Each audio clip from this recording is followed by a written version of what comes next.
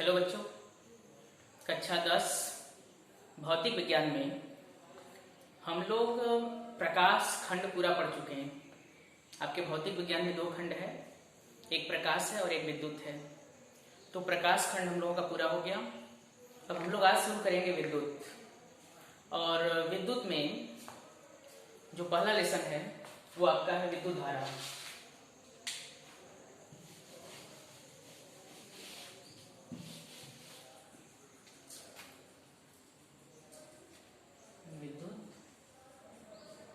धारा।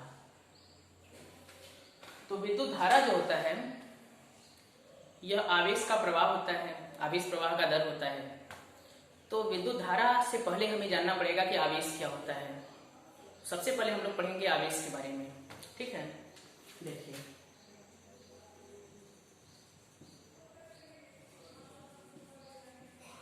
विद्युत आवेश किसी चालक या कह सकते हैं किसी वस्तु का वह गुण जिसके कारण उस पर वैद्युत या चुंबकीय बल लगता है या बल का अनुभव होता है, उसे हम लोग कहते हैं विद्युत आवेश, ठीक है। यानी विद्युत आवेश जो है वह किसी चालक का एक गुण है और विद्युत आवेश के कारण ही किसी चालक में धारा प्रवाहित होती है, ये आप जानते हैं। और यह आवेश जो होता है यह 2 प्रकार का होता है, एक होता है धनावेश और एक होता है ऋणावेश।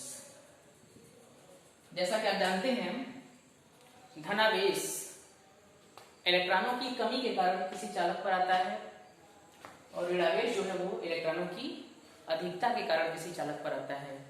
मतलब हम कह सकते हैं कि जब किसी चालक से इलेक्ट्रॉन बाहर निकल जाता है और जब बाहर निकल जाएगा तो आप स्वाभाविक सी बात है उसमें इलेक्ट्रॉनों की कमी हो जाएगी।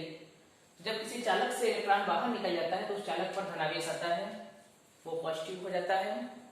और जब किसी चालक में इलेक्ट्रॉन बाहर से आता है तो उस पर ऋणावेश आता है, ठीक है। आप पढ़े होंगे कि परमाणु के नाभिक में प्रोटॉन और न्यूट्रॉन होते हैं और इलेक्ट्रॉन इसके चारों ओर कक्षाओं में घूमते रहते हैं। और जब किसी परमाणु से इलेक्ट्रॉन निकलता है, एक इलेक्ट्रॉन, तो उस पर एक प्लस चार्ज, और जब परमाणु में एक इलेक्ट्रॉन आता है तो उस पर एक माइनस चार्ज होता है। यानी सीधे सीधे हम कह सकते हैं कि किसी चालक में इलेक्ट्रॉनों की कमी के कारण उस पर धनावेश होता है और किसी चालक में इलेक्ट्रॉनों की अधिकता के कारण उस पर ऋणावेश होता है, ठीक है। अब देखिए,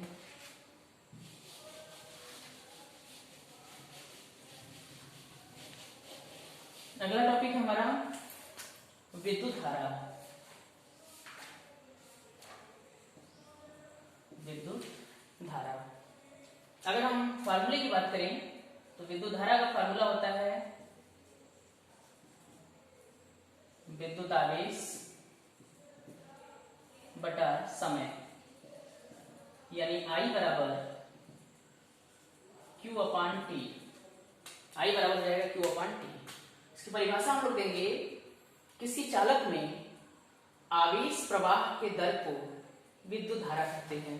छोटा सा परिभाषा आपको देना है केवल, किसी चालक में आवेश प्रवाह के दर को विद्युत धारा कहते हैं।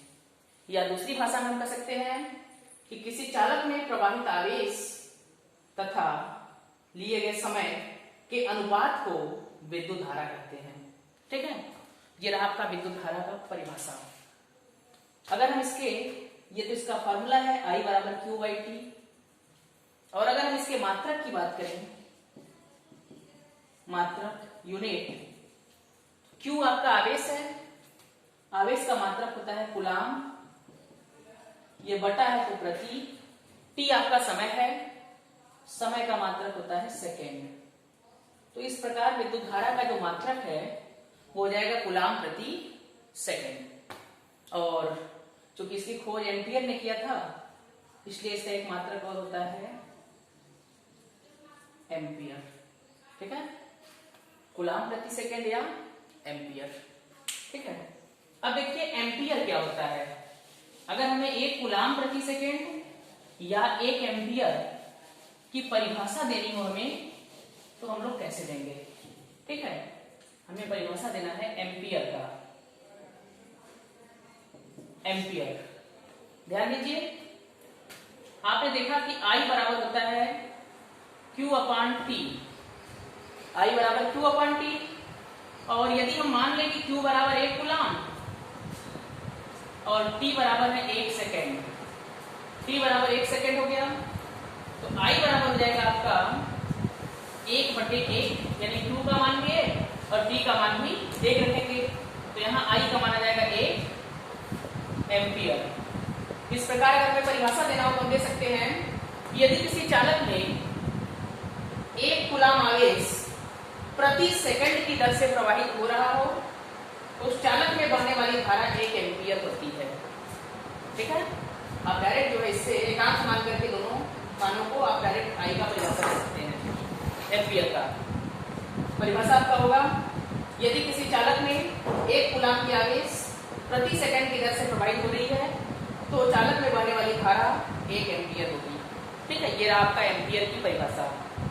अब विद्युत धारा की माप देखिए, विद्युत धारा को मापने के लिए जो उपकरण यूज होता है वो है आपका एमीटर। ठीक है, एमीटर के द्वारा हम लोग विद्युत धारा नापते हैं, और विद्युत धारा नापने के लिए एमीटर का जो यूज किया जाता है वो परिपथ में किस प्रकार किया जाता है आप ये देखिए। ये मान लीजिए कोई विद्युत परिपथ है,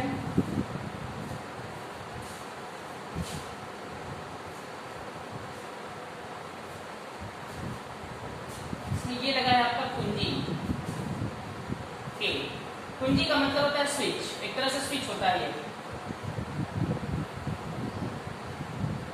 ये आपका है प्रतिरोध। हमेशा एमीटर जो होता है वो परिपथ में प्रतिरोध के श्रेणी क्रम में लगाया जाता है। हमेशा धारामापी को, एमीटर को हम लोग किसी परिपथ में इस प्रतिरोध के श्रेणी क्रम में लगाते हैं। इस प्रकार जो हम लोग धारा नापते हैं परिपथ में एमीटर से। श्रेणी क्रम में लगाने का रीजन क्या है? श्रेणी क्रम में इसलिए लगाया जाता है क्योंकि जो धारा का मान होता है वो श्रेणी क्रम में समान होता है, और समांतर क्रम में अगर हम धारा देखेंगे तो समांतर क्रम में हमेशा धारा का मान बदल जाता है, अलग अलग होता है। तो अभी आपको ये चीज आगे डिटेल्स पढ़ाएंगे, जब हम प्रतिरोधों का संयोजन पढ़ाएंगे तो वहां पर बताएंगे कि किस प्रकार जो है श्रेणी क्रम में धारा बराबर होती है और वोल्टेज अलग अलग होते हैं श्रेणी क्रम में। ठीक है, तो हमेशा याद रखिएगा धारामापी को किसी भी परिपथ में प्रतिरोध के श्रेणी क्रम में जोड़ा जाता है धारा नापने के लिए। ठीक है, अब बात है परिपथ की, विद्युत परिपथ। तो विद्युत परिपथ एक तरह से जो होता है वो विद्युत धारा का मार्ग होता है। विद्युत धारा का जो मार्ग होता है उसी को हम लोग कहते हैं विद्युत परिपथ। ठीक है, तो बच्चों आज के वीडियो में बस इतना ही।